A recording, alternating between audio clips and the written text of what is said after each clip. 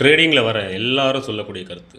ட்ரேடிங்கில் நான் என் ஃப்ரெண்டை சொல்லி வந்தேன், எங்கள் மாமா சொல்லி வந்தேன், எங்கள் மச்சான் சொல்லி வந்தேன், யாருன்னா ஒருத்தர் மூலமாக எனக்கு யூடியூப் சேனல் மூலமாக தெரிஞ்சிச்சு அப்படின்னு தான் வருவாங்க. கொஞ்சம் யோசிங்க, சுய புத்தி கிடையாதா? சுய புத்தியே கிடையாதா? மற்றவங்க பேச்சை கேட்டு வந்துறீங்கன்னா உங்களுக்கு அதில் எவ்வளோ எக்ஸ்பீரியன்ஸ் இருக்குது? சார், எந்த விஷயமா இருந்தாலும் இஷ்டப்பட்டு செஞ்சால் தான் சம்பாதிக்க முடியும். நீங்கள் கஷ்டப்பட்டு செய்கிறீங்க, உங்களுடைய கட்டாயத்தினால செய்கிறீங்க அப்படின்னீங்கன்னா முடியும். உங்களுக்கு ஒரு டிமாண்ட் இருக்குது பின்னாடி. நீங்கள் ட்ரேடிங் பண்ணால் தான் உங்களுடைய குடும்பத்தை காப்பாற்ற முடியும். அதுலேருந்து நீங்கள் வெளியே வர முடியும், கடத்தை அடைக்க முடியும் அப்படின்னு ட்ரேட் பண்ணிங்கன்னா ஒரு ஆள் காட்டுங்க அதுலேருந்து வெளியே வந்த ஆள். யாராலும் முடியாது. புரியுதுங்களா? ஏன்னா அப்படி தான் ட்ரேடிங்.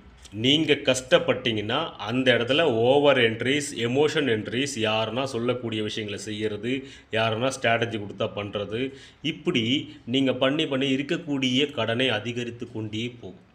மன கஷ்டத்தை அதிகரிக்கும், லாஸை அதிகரிக்கும்.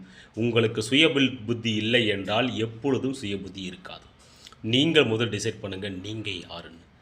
யார் எத்தனை பேர்னா சொல்லட்டும், எத்தனை வகைனா சொல்லட்டும், நீங்கள் டிசைட் பண்ணணும். நான் இந்த கரியர் தான் எடுத்திருக்கேன், இதில் நான் ஸ்ட்ராங்காக இருப்பேன், இதில் நான் ஜெயிச்சே தீருவேன் அப்படின்னு இருக்கவங்க மட்டும்தான் ஆப்ஷன் ட்ரேடிங்கிலும் சரி, ஆப்ஷன் செல்லிங்கிலும் சரி, ஆப்ஷன் இன்ட்ராடேலும் சரி, இல்லை பொசிஷன் ட்ரேடிங்கும் சரி, இல்லை இன்வெஸ்ட்மெண்ட்டில் சரி, எல்லோரும் நிலைச்சிருக்கிறதுக்கான காரணம் இது. எனக்கு ஒரு விஷயந்தான், நான் ஒரு விஷயத்தை பூர்த்தி செய்யறதுக்காக வரேன், என் குடும்பத்து கஷ்டத்துக்காக வரேன் அப்படின்னு சொல்கிறவங்க யாராலும் ஜெயிச்சதோ சரித்திரமே கிடையாது. ஏன்னா கஷ்டத்துக்காக வரவங்க நஷ்டம்தான் அடைஞ்சிருக்காங்க, இஷ்டத்துக்காக வரவங்க மட்டும் தான் ஜெயிச்சிருக்காங்க. Like and subscribe.